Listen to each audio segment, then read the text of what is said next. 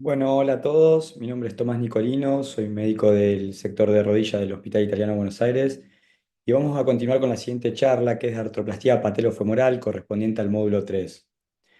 Como todos sabemos, tenemos una población de más del 25%, sobre todo en pacientes mayores de 20 años, que sufren algún tipo de desgaste a nivel de la articulación patelofemoral, pero que son asintomáticos. La gran mayoría, pacientes de sexo femenino con cierta predisposición por una displasia troclear, que se caracterizan por dolor anterior, con rigidez, impotencia funcional, donde se transmite una mayor presión y ese hiperestrés que se genera en la articulación patelofemoral. De todas formas, las causas son multifactoriales y vamos a ir abordando un poquito todas ellas.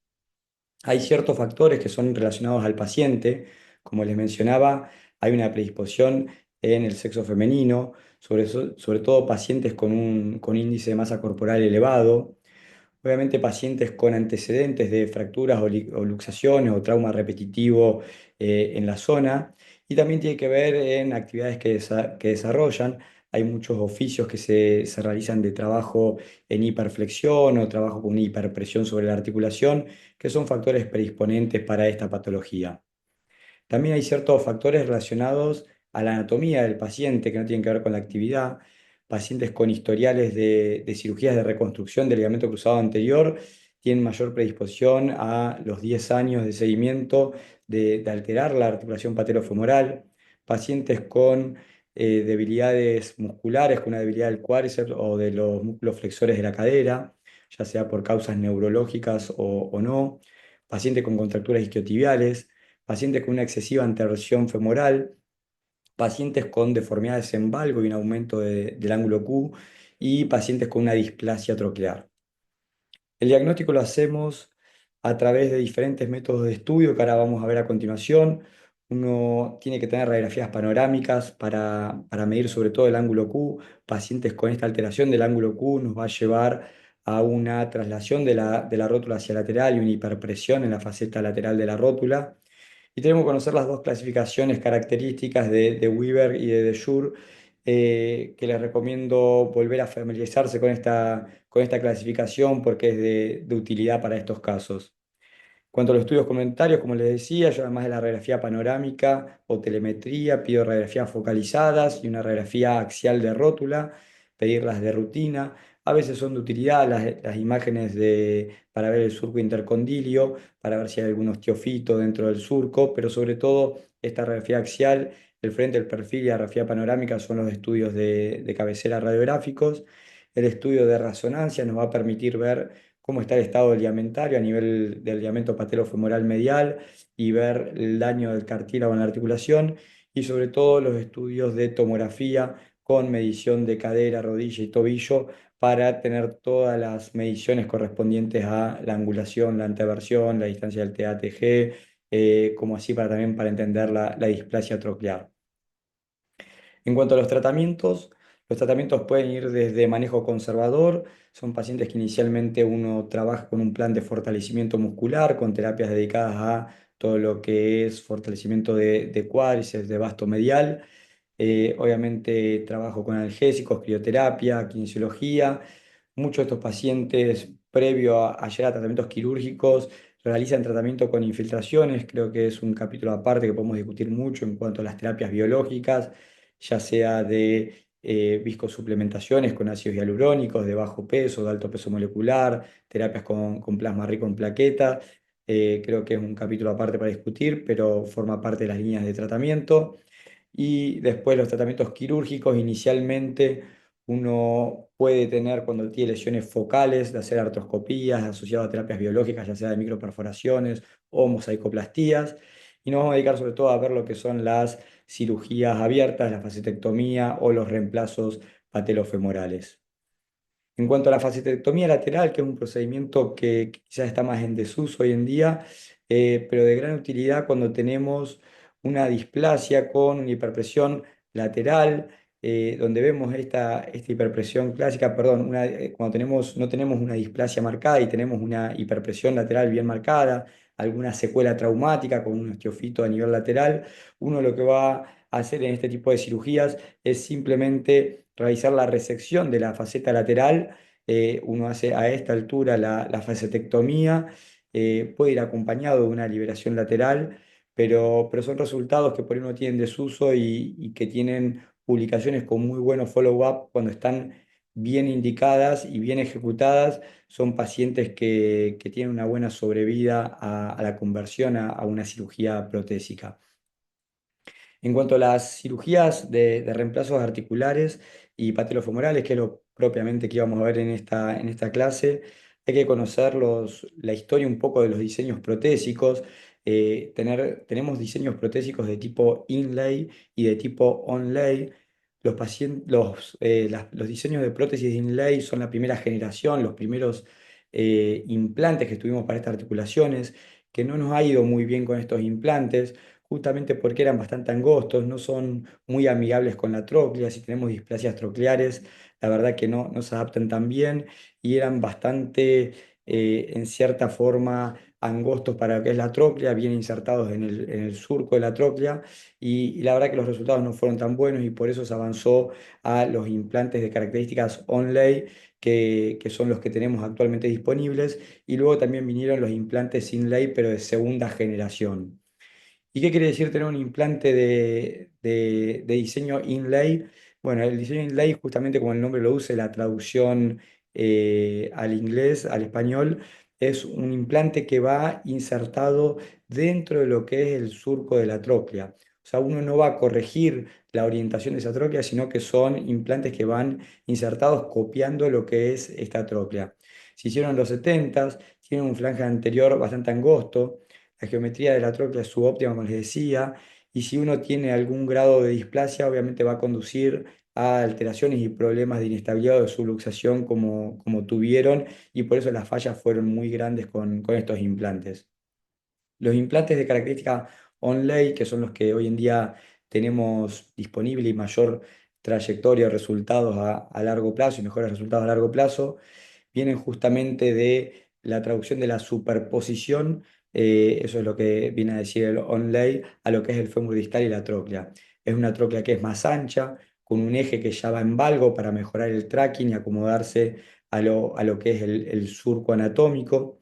Tenemos reportes con sobrevidas con un follow-up de 5 años a mayores al 95%, con satisfacciones que van del 80 hasta el 100%, y estos sí son útiles en casos justamente de displasias trocleares con Dejure B o D, cuando hay subluxación patelar, porque nos permite justamente corregir la anatomía de esa displasia. El implante inlay, como les decía previamente, hoy en día tenemos implantes inlay de segunda generación que van insertados dentro de lo que es el surco troclear. Esto no nos permite corregir el deseje que pueda llegar a tener o la displasia que pueda llegar a tener, pero cuando tenemos lesiones focales a nivel de la tróclea o de la patela o combinadas y que el paciente no tiene una alteración del tracking o una inestabilidad, son componentes que nos presentaron muy buenos resultados, que no tienen alteración del tracking, pero que hay que tener una muy buena orientación y angulación al momento de colocarlos porque va a copiar la tróclea nativa.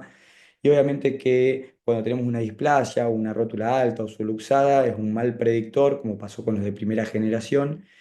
En la literatura la verdad que hay poca evidencia. Hoy en día tenemos artículos con resultados a corto o mediano plazo, pero con índices de satisfacción muy altos cuando están bien indicados. Les voy a mostrar un caso clínico de una paciente nuestra, paciente joven, 48 años, con un BMI elevado, con un dolor anterior bilateral, con un dolor sobre todo bien característico anterior al subir y bajar escaleras. La paciente se le había hecho una cirugía, una transposición de la TAT, más liberación del retináculo lateral en otro centro. Esto es algo que van a ver mucho en pacientes que vienen con alteraciones a nivel patelofemoral, que ya tuvieron algún procedimiento previo asociado. Y cuando tenemos este tipo de alteraciones, primero hay que corregir la alteración que tiene. Si hay un paciente que tiene una distancia TATG elevada, probablemente por más que tenga una alteración a nivel patelofemoral, tengamos, o sea, de lo que es la articulación y uno le vaya a hacer una prótesis, tenemos que corregir esa alineación también. Esta era la paciente en cuestión, como les decía, 34 años, BMI elevado, antecedente de transposición de la TAT. Fíjense esa línea de carga ligeramente en valgo, con un ángulo Q aumentado. Fíjense la alteración que tenía a nivel de la articulación, ya con osteofitos y una hiperpresión a nivel lateral. Estas son las imágenes de la resonancia y las imágenes tomográficas que voy a mostrar ahora, sin alteraciones en lo que es a nivel patelofemoral, a nivel femorotibial, perdón, y ahí podemos ver la angulación con esa tróclea, a veces surco troclear alterado, con una hiperpresión a nivel lateral.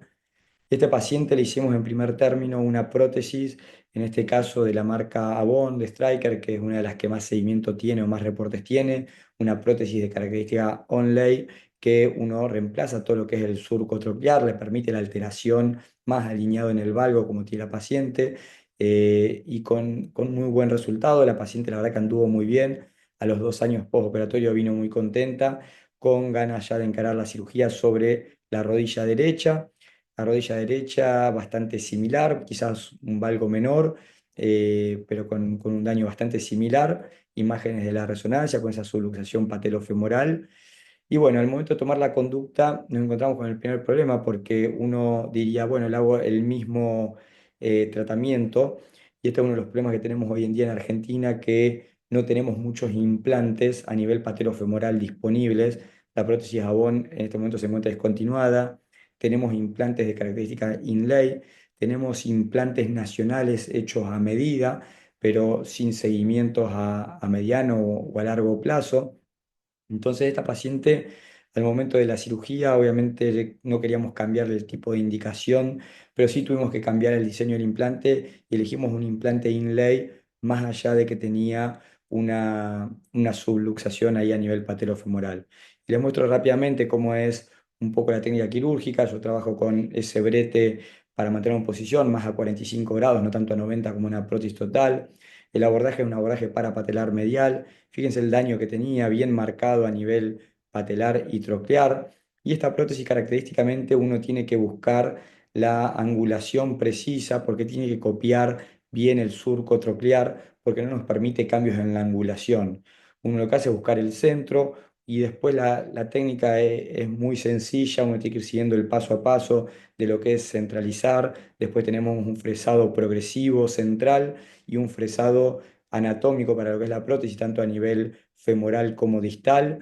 Una vez que uno marca esos fresados, como van a ver ahora, se marca el fresado progresivo, uno tiene que sacar todos los recesos de hueso, pues la prótesis va, más allá de que va cementada, va incrustada a presión. Tenemos una prueba inicial y después hacemos lo que es el marcado del cono Morse que va a ir fijado a la prótesis. La prótesis en el centro lleva un tornillo que no va cementado, sino que va fijo al hueso, que se labra primero y después la prótesis va anclada a ese tornillo. Nosotros además la cementamos, que eso es opcional en estas prótesis, si no va incrustada a medida. Y el botón rotuliano es un botón central, también viene con un instrumental para hacer el fresado de la rótula. Y una vez que tenemos los dos componentes, hacemos el cementado de ambos componentes. La verdad que esta prótesis, como les decía, es una prótesis que tiene que estar muy bien indicada, sobre todo cuando no tenemos alteraciones del eje. Nos animamos a indicarla en este paciente, más allá que tenía un ligero valgo, porque no había una alteración, aunque esa subluxación que veíamos en la resonancia nos preocupaba un poco. Tratamos de darle una orientación un poquito más en valgo, tratando de forzar la indicación. La verdad que la paciente anduvo bien con un buen resultado, pero característicamente no le fue tan bien como con la rodilla izquierda y yo creo que tiene que ver con esto. Cuando vemos los resultados en la literatura, como les decía, la prótesis Avon es una prótesis que ya tiene más de 10 hasta 18 años de seguimiento, como en este trabajo publicado en el Bone Joint, que demuestra resultados satisfactorios casi a 18 años de seguimiento. Con la prótesis de característica inlay, como en este caso la Wave Arthro Surface que usamos, la verdad que los resultados son también satisfactorios, pero son recién a mediano plazo y con series mucho más chicas. Cuando vemos un poco los registros, y esto no es cosa menor, las prótesis parciales, la verdad que si uno toma en cuenta el registro australiano, las prótesis parciales tienen una indicación que va menor al 15%, incluso en los últimos años ha bajado a menos del 10%, por lo cual el volumen de cirugías que uno hace es muy chico y esto, como en la prótesis unicompartimental, cuando uno hace un bajo volumen, está asociado a peores resultados también. Cuando vemos los índices acumulados de revisión de prótesis patelofemoral, nos llama la atención que los índices de revisión son muy altos, sobre todo a mediano o a largo plazo, asumen a más del 30% a 15 años. Entonces, tenerlo en cuenta que hay que hacerlo en centros, sobre todo que tengan un volumen más alto para tratar de no caer en errores técnicos como puede pasar. Nosotros publicamos una serie ya hace 13 años con los primeros casos que hicimos con las prótesis de características de Inlay, que está publicada si a alguna le interesa, con buenos scores funcionales. Como consideración final, creo que las prótesis patelofemorales requieren de una selectiva indicación y analizar bien cuál es el patrón de lesión para tener una indicación correcta. Hay que analizar los implantes que están disponibles hoy en día en Argentina, porque no es un detalle menor, pero sobre todo tener en cuenta que los implantes de característica onlay de los de segunda generación han tenido resultados satisfactorios y con buenos scores funcionales a mediano y largo plazo. Y sobre todo esto hay que hablar con los pacientes y tener en cuenta qué expectativas tienen, qué actividades realizan previamente y cuál van a ser las expectativas posteriores. Muchas gracias y cualquier consulta o duda a disposición.